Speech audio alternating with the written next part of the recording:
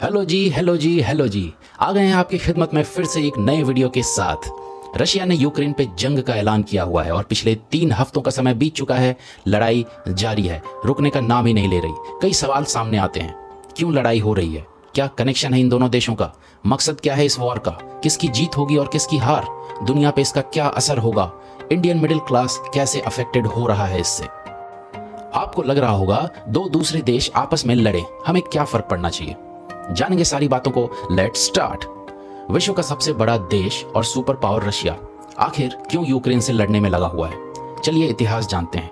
School time पे इतिहास काफी बोरिंग सब्जेक्ट होता था, लेकिन सच्चाई ये है कि अगर हमें आज जानना है, वर्तमान को जानना है, तो इतिहास जानना बहुत जरूरी है। साल है 1991 का, जब इंडिया में लिबरलाइजेशन, दंगे और सचिन तेंदुलकर का दौर शुरू हो चुका था। पूरी दुनिया में उथल पुथल चल रही थी। यूएसएसआर यानी Union of Soviet Socialist Republics break होने के कगार पे था।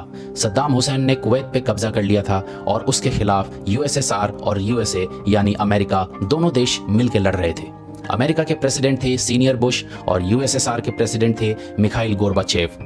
तो आगे की कहानी है मिखाइल गोर्बाचेव की।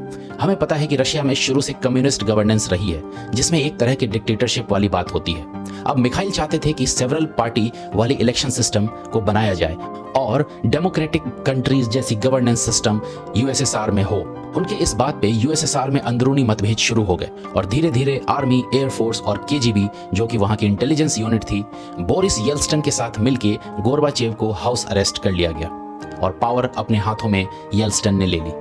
इसके बाद धीरे धीरे 15 देशों ने अलग होने का मन बना लिया और क्रिसमस के दिन 25 दिसंबर 1991 को यूएसएसआर टूट गया और 15 देश बने, जिनके नाम हैं Armenia, Azerbaijan, Belarus, Estonia, Georgia, Kazakhstan, Kyrgyzstan, Latvia, Lithuania, Moldova, Uzbekistan, Tajikistan, Turkmenistan, Ukraine और रशिया। यूएसएसआर एक एथीस्ट कंट्री मानी जाती है, जहां पे ज्यादातर लोग नास्तिक होते हैं, बट धीरे धीरे रशियन ऑर्थोडॉक्स लोग क्रिश्चियनिटी और मुस्लिम धर्म को मानने लग गए। स्प्लिट होने के बाद एस्टोनिया, लातविया और लिथुआनिया यूरोपियन यूनियन से जाके मिल गए। हालांकि ये देश पहले भी यूरोप में थे, यूएसएसआर ने इन पे जबरदस्ती का कब्जा बनाया हुआ था, तो इन्हें बाद में छोड़ दिया गया। अब रशिया और यूक्रेन दो अलग अलग देश बन चुके थे। रशिया की एक बहुत बड़ी डिफेंस सिस्टम जिसमें न्यूक्लियर वेपन्स भी थे, वो यूक्रेन के पास ज्योग्राफिकल वाइज फिजिकली थे, बट उसका सारा कंट्रोल रशिया रखता था। रशिया की मोस्टली डिफेंस और हथियारों का निर्माण यूक्रेन में होता था। यूक्रेन की आज़ादी के वक्त वो दुनिया का तीसरा सबसे बड़ा न्यूक्लियर देश था। धीरे धीरे यूक्रेन डेवलपमेंट के रास्ते पे चलने लगा और सारे हथियार और मिसाइल्स जो यूएसएसआर के वक्त से उसके पास थे, रशिया को सरेंडर करता चला गया। शायद बड़े शरीफ लोग रहे होंगे वहां पे। अब धीरे धीरे वक्त बीता और समय आ गया 1994 का। यूक्रेन के प्रेसिडेंट लियोनिड कुचमा ने बुडापेस्ट मेमोरेंडम पे एक साइन किया।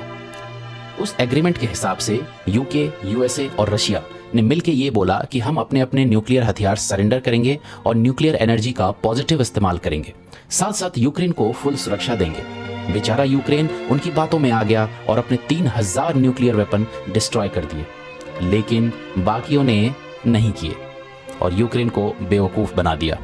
शायद इसीलिए कोई भी देश अपने डेवलपमेंट की कॉस्ट पे अपने डिफेंस और हथियार को मजबूत करता है, वरना कोई भी कभी भी उस पर हमला कर सकता है।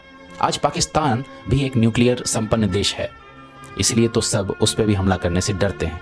यहीं पे चूक गया यूक्रेन। वक्त बीता और सन 2014 तक सब ठीक ठाक सा चल रहा था।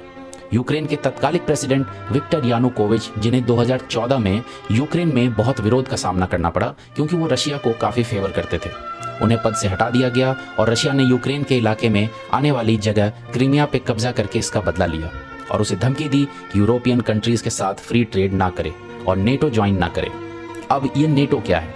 नेटो एक ऐसी आर्मी का संगठन है जिसे वर्ल्ड वॉर 2 के बाद यूएस, यूके, फ्रांस और 28 यूरोपियन कंट्रीज ने ज्वाइंटली बनाया, जिसका एक सिंपल रूल है कि ये देश आपस में नहीं लड़ेंगे और इन 28 देशों में से किसी पे भी अगर कोई भी बाहर का देश हमला करता है तो ये 28 मिलके उस बाहर वाले देश से लड़ाई करेंगे। अब रशिया ये जानता था कि यूक्रेन नेटो से मिल गया तो रशिया को आराम से हराया जा सकता है, क्योंकि 28 देशों से लड़ना काफी मुश्किल काम है। इसलिए वो कभी नहीं चाहता कि यूएसएसआर से लगा हुआ कोई भी देश नेटो ज्वाइन करे। वो चाहता है कि सारे देश रशिया के कंट्रोल में रहें। अब रशिया अपनी सुरक्षा के हिसाब से तो सोच ही रहा है ठीक ठाक, क्योंकि उसे भी पता है कि अमेरिका और बाकी कंट्रीज रशिया की दुश्मन हैं। तो अगर नेटो यूक्रेन एक हो गए तो डायरेक्टली यूएस और रशिया का वॉर शुरू हो सकता है। अब यूक्रेन मानने को तैयार नहीं है, इसलिए रशिया ने हमला कर दिया इस पे। अब ऐसे में जो प्रेसिडेंट या पीएम होते हैं वो बहुत ही लंबी चौड़ी सी भाषण देते हैं, उसके बाद वो कहाँ जाते हैं? वो बंकरों में छिप जाते हैं। जो आम जनता है वो मारी जाती है, बच्चे, औरतें, बुजुर्ग, सब। दोनों देशों में आग लगी हुई है, दोनों देश आग में जल रहे हैं। यूक्रेन तो ज़्यादा, क्योंकि वो एक छोटा सा देश है और अकेले रशिया से कितना लड़ पाएगा। बस मासूम लोग मरते जा रहे हैं। इधर यूएसए, यूके ये यूक्रेन को किले पे चढ़ाने में लगे हुए हैं और वो चढ़ता जा रहा है। अब आइए ये देखते हैं कि इस लड़ाई में आम जनता कैसे अफेक्टेड होगी, इंडिया में या पूरे वर्ल्ड में। Russia crude oil, refined oil, गेहूं, आयरन, स्टील, कोल, वुड यानी लकड़ियां और पोटाश का सबसे बड़े निर्यातकों में से एक है, one of the biggest exporters. अब वॉर के टाइम पे सारे ट्रेड बंद हो गए हैं और साथ साथ यूएस और यूरोपियन कंट्रीज ने ट्रेड बैन कर दिया है रशिया के साथ। तो इसका सीधा इम्पैक्ट इन चीज़ों के प्राइस पे पड़ेगा। पेट्रोल, डीजल, आटा, रिफाइंड तेल, फर्नीचर और स्टील के सामान महंगे होंगे बहुत जल्दी। अगर आप रेडी नहीं हैं तो हो जाइए, आपकी जेब पे बोझ और बढ़ने वाला है। खासकर यूक्रेन तो रिफाइंड ऑयल का सबसे बड़ा एक्सपोर्टर है। इंडिया में वैसे ही पेट्रोल और डीजल के रेट इलेक्शन के चक्कर में रुके हुए थे, अब वो भी स्काई रॉकेट होंगे। पूरे दुनिया की शेयर मार्केट डाउन हो गई है, इन्वेस्टर्स के पैसे डूबते जा रहे हैं। डॉलर के मुकाबले इंडियन रुपी कमज़ोर होता जा रहा है। गोल्ड पिछले 15 दिनों में 6,000 रुपये से ज़्यादा बढ़ चुका है और अभी कुछ 54,000 के आसपास है। निफ्टी ने किसी तरह 17,000 का बेंचमार्क पार किया।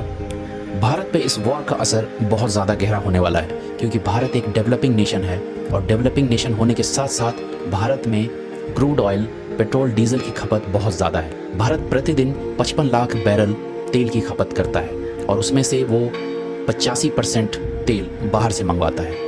अब वो रशिया या बाहर के देशों से कितने ही डिस्काउंट प्राइस पे कितना तेल मंगवा सकता है। अभी हाल ही में इंडियन ऑयल ने 30 लाख बैरल रशिया से इंपोर्ट किए हैं कुछ डिस्काउंटेड प्राइस पे, बट इसका असर डेफिनेटली आगे चल के महंगाई पे पड़ने वाला है। एक युद्ध कितनी तबाही लाता है इसका अंदाज़ा अगर आपको नहीं है तो अब हो जाएगा या हो गया होगा। सिर्फ जाने ही नहीं जाती, जो जिंदा हैं उनका जीना भी मुश्किल हो जाता है। मिलेंगे फिर अगले वीडियो में कुछ और रोचक जानकारी के साथ, तब तक के लिए अलविदा।